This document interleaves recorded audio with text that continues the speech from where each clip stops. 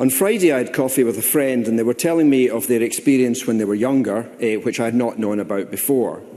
Having been a very active young person up to the age of 16, they then contracted a series of viruses which led to virtual paralysis for some 7 to 10 years and being housebound for about 12 years.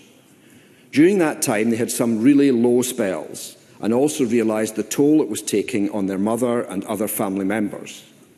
If they had been offered assisted dying during one of these low times, they told me they might well have taken it. Yet now this person with a really lively and positive personality holds down a highly responsible job, enjoys sailing and is involved with the care of several elderly relatives. Would we want to open the door to a valuable life like this being cut short? I do not think so. Today, as members might expect, I wanted to look also at some of the financial aspects of assisted dying. There has been some discussion as to whether the costs of introducing the scheme are understated in the financial memorandum, but the financial memorandum is also meant to estimate the savings as well as the costs, and there is virtually no mention of that. As the Finance Committee reported, quote, "We found a lack of information on estimated savings that could arise from the bill." So what might these savings be? The UK Government has estimated savings at £36 million per annum on average. Savings on pension costs, on benefits, on hospital costs, on care home and care at home. And they do not, in fact, include housing costs, which I find a little surprising. So I would suggest that these figures are somewhat on the low side for the UK, and obviously in Scotland it would be a proportion of that. There is definitely scope for a fair amount of savings for the UK, national and local government, as well as potentially for families themselves, if assisted dying is permitted. And at a time of financial pressure, which may last for a number of decades, given our ageing population and other factors, there could well be an incentive for future governments at all levels to save money by encouraging premature deaths. Of course, this might not be done blatantly, but could still be done in a more subtle way. If you have not seen the excellent Japanese film Plan 75, I would encourage you to do so. It is set in the not-too-distant future in a country much like ours that has an ageing population. Like here, many older people in Japan do not want to be a burden on their families, on younger folk, and on wider society.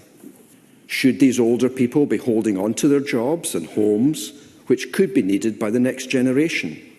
So there is a subtle pressure to consider if it is perhaps their duty to take part in assisted dying as they approach the age of 75. Is the film far-fetched? Well, maybe a little. It does not come down strongly on either side, but it does show that once you start down this particular slope, you may not be able to stop things going further than you had intended. Of course, we would want to start with a tightly controlled and apparently well-safeguarded scheme here in Scotland. But I was struck by part of the briefing from the Nuffield Trust, quote, "Of the systems we reviewed, we found no examples where eligibility became more narrow or restrictive over time. Some, such as Oregon in the United States, have remained relatively consistent. Among some systems where assisted dying has been legal for over 5 years, eligibility criteria have expanded, notably in Canada, Belgium and the Netherlands. Even where they have not, other changes in some places have made the system more permissive, such as the reduction of removal of waiting periods." End of quote. So that has to be a worry. However tight we make a system to start with, experience shows that it becomes looser and looser. At this point, I would join my voice to those arguing that we need to look more seriously at how palliative care and hospices are funded. I'm a huge fan of third sector organisations like Marie Curie and Prince and Princess of Wales hospices. However, supply is not matching demand for enough people, and much of end-of-life care is currently carried out in care homes.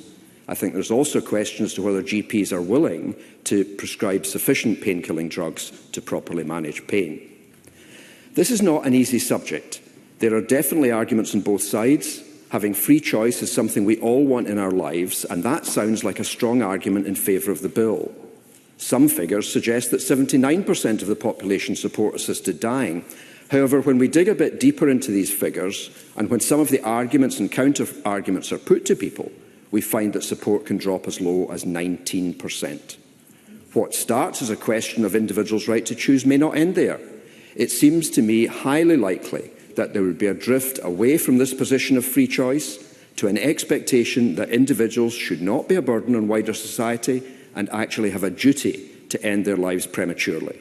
This is not a position I want to see in Scottish society, and as a result, I will be voting against the bill. Thank you.